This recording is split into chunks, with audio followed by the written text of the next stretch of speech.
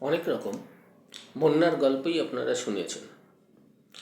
আজ আমি যে গল্পটা বলবো, গল্প নয়, এটা সত্য ঘটনা। ঘটেছিল 17 অক্টোবর 1814 সালে।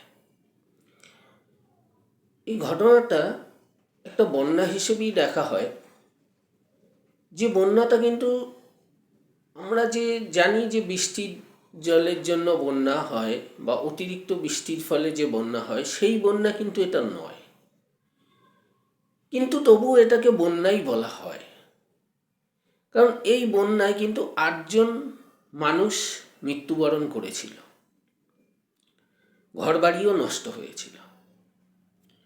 ঘটনাটা ঘটেছিল, আগেই বললাম, 17 অক্টোবর 1814 সালে।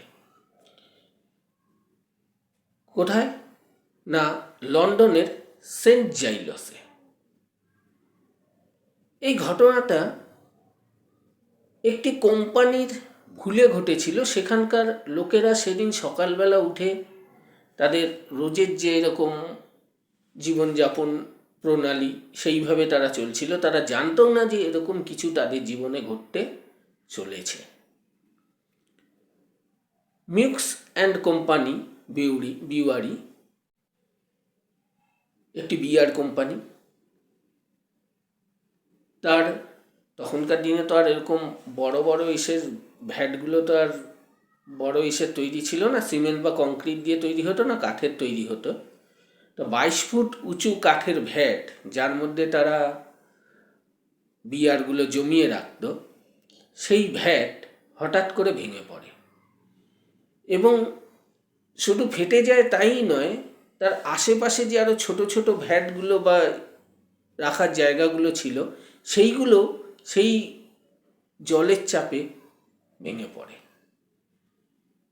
যার জন্য অতর্কিতে সেখানে হঠাৎ বন্যা দেখা দেয়। আশেপাশের ঘর বাড়িগুলো পর্যন্ত সেই বিয়ারের তোড়ে ভেঙে যায়। প্রায় সেখানে সেই ভ্যাটের মধ্যে, মানে সেই যে ভ্যাট ভেঙেছিল, সেখানে বিয়ার ছিল 1,28,000 থেকে 3,23,000 ইম্পেরিয়াল গ্যালন। মানে আমরা যদি এটাকে লিটারে কনভার্ট করি তাহলে দাঁড়াবে 5,80,000 বা থেকে 1,47,000 লিটার। এই পরিমাণ বিয়ার সেদিন বেরিয়ে ভেসে গিয়েছিল এবং তাতে ক্ষতিগ্রস্ত হয়েছিলেন সেন্ট জাইলাসের বাসিন্দারা। শুধু ক্ষতিগ্রস্তই নয়, পরে যখন বিয়ারের লেভেলটা নামলো, তখন গিয়ে দেখলো যে 8জন মৃত্যু পর্যন্ত বরণ করেছে। ঘরবাড়ি তো ধ্বংস হয়েই ছিল।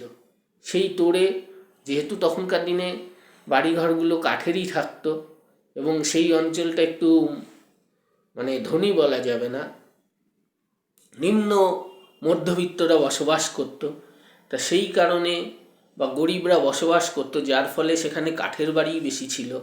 সেগুলো পর্যন্ত সেই বিয়ারের তোড়ে, মানে বিয়ারের যে ঢেউটা ছিল, তার আঘাতে ভেঙে পড়ে।